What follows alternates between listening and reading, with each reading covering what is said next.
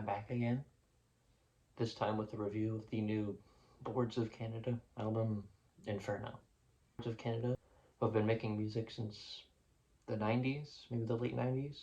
I haven't listened to a lot of their stuff, but I do know about their classic album, Music Has the Right to Children, weird name, but it has apparently been very, influential to their kind of down-tempo IDM. I'm not personally a huge fan of IDM, but I do respect it quite a bit.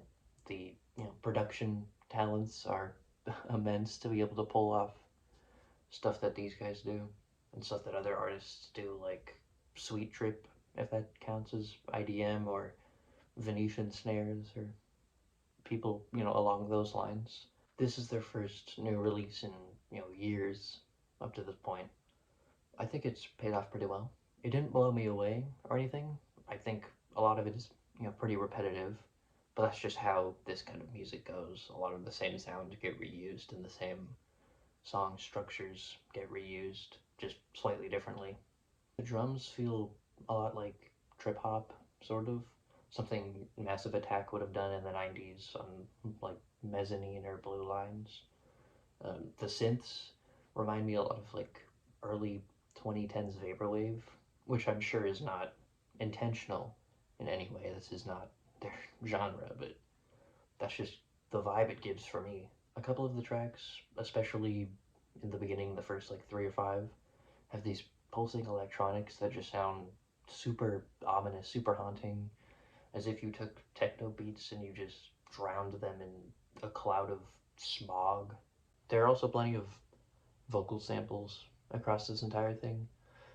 Most of them are added fairly nicely, but the track Father and Son displays them kind of on top of a beat that would be otherwise very nice to listen to.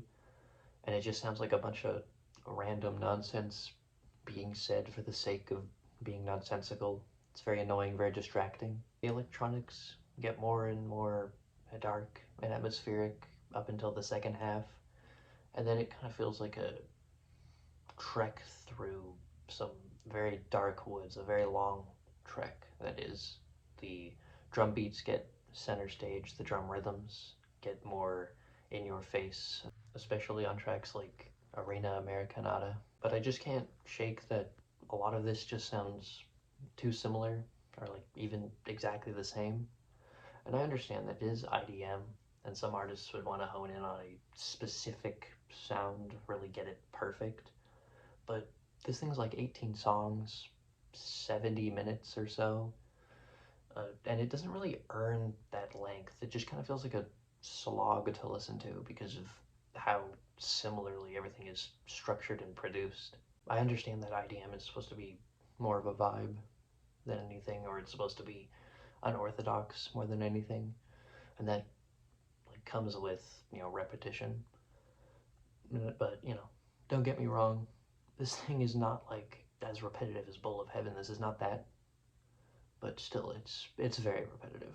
I do appreciate that this thing is more relaxed. My taste is not one that lends itself to the chaotic stuff like Sweet Trip, which I mentioned before. I'm more of just relaxing electronic kind of person, although I do respect the effort that goes into making absolutely insane cathartic stuff. I don't even know how you come up with a lot of that, but I'm not a producer. I'm not going to get into the nitty gritty of all the electronics track by track. That's not really my field of knowledge. I'm just here to talk about my opinion on things and maybe offer criticisms here and there. And my main one is just it's very long.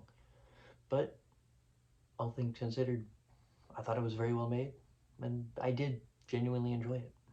I'm thinking 7 on the thing is 7, yeah.